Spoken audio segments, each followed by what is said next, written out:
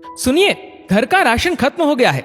सविता जी नाश्ते की टेबल पर अपने पति राघव जी से बोली, तुम मुझे पर्चा दे दो, मैं आती दफा लेता आऊंगा।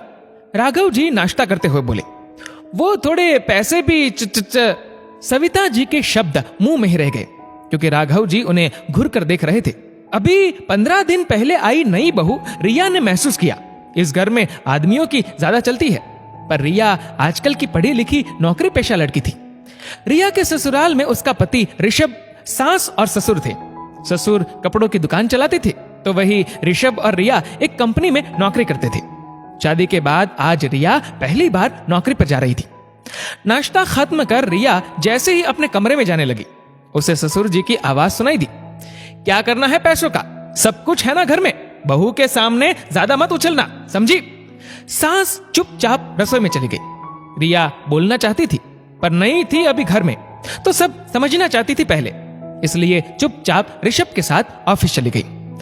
तुम माँ को कितने पैसे देते हो हर महीने? रात को रिया ने ऋषभ से पूछा। माँ को पैसों की क्या जरूरत है? ऋषभ लापरवाही से बोला। रिया ने कहा, पूरा घर माँ संभालती है, हम सब दिन में घर नहीं रहते, तो माँ को ही सब देखना होता है। ऋषभ ने कहा, रिया, पापा शुरू से ही घर में हर चीज पहले से लाकर रखते हैं, तो क्या जरूरत फिर माँ को पैसों की? पर कोई ऐसी चीज हो जो माँ का मन हो लेने का, तब वैसे भी खुद के पास पैसे हो तो एक आत्मविश्वास भी रहता है। रिया बोली, वो पापा से या मुझे बोल सकती है, कुछ चाहिए तो। रिया, तुम क्यों इतना परेशान हो रही हो? यहाँ ऐसा ही होता आया है और मुझे नहीं लगता माँ को इसमें कोई परेशानी है। चलो अब सो जाते हैं, सुबह ऑफिस नहीं जाना क्या? ऋषभ ने लाइट बंद करते हुए कहा। 1 महीने बाद, माँ आज मेरी तनख्वाह आई थी, तो मैं कुछ पैसे आपको देने के लिए निकलवा लाई। खाने की टेबल पर रिया माँ को पैसे देते हुए बोली, पर बेटा मैं क्या करूंगी पैसों का, तुम ही रखो। सविता जी राघव जी की तरफ देखते हुए बोली, माँ शादी से पहले भी मैं ऐसे ही मम्मा को पैसे देती थी, अब यहाँ आप माँ हो तो आपको दे रही हूँ, ये तो मेरी जिम्मेदारी है। रिया बोली, रिया बेटा, तुम्हारी माँ पैसों का क्या करेगी, इसे जो चाहिए वो मिल जाता है इसे, ये पैसे तुम रखो। राघव जी बोले। रिया ने कहा, पापा माँ घर की अन्नपूर्णा है, सारा घर इनसे चलता है, आप घर का सामान लाकर देते हैं, पर कभी माँ का खुद का मन हो कुछ लेने का तो? बेटा ये कौन सा बाहर जा नौकरी करती है जो इसे कुछ चाहिए, घर बैठे सब मिल तो जाता है। राघव जी बोले, पापा ठीक बोल रहे हैं रिया। ऋषभ बोला। रिया ने कहा, पापा ऋषभ, माँ नौकरी नहीं करती तो उन्हें जरूरत नहीं, ये गलत है। मेरी मम्मी भी नौकरी नहीं करती, पर मैं, पापा और भाई हर महीने उन्हें पैसे देते थे, जिसे वो खुद की मर्जी से खर्च करती।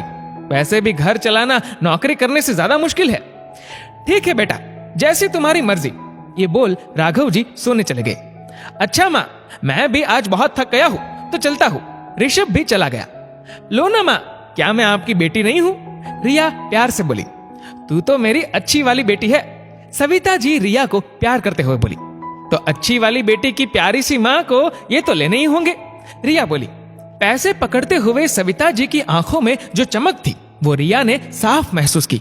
और हाँ माँ, कल शाम को मैं जल्दी आ जाऊंगी, हम दोनों माँ बेटी शॉपिंग पर चलेंगे। रिया माँ के गले लगकर बोली।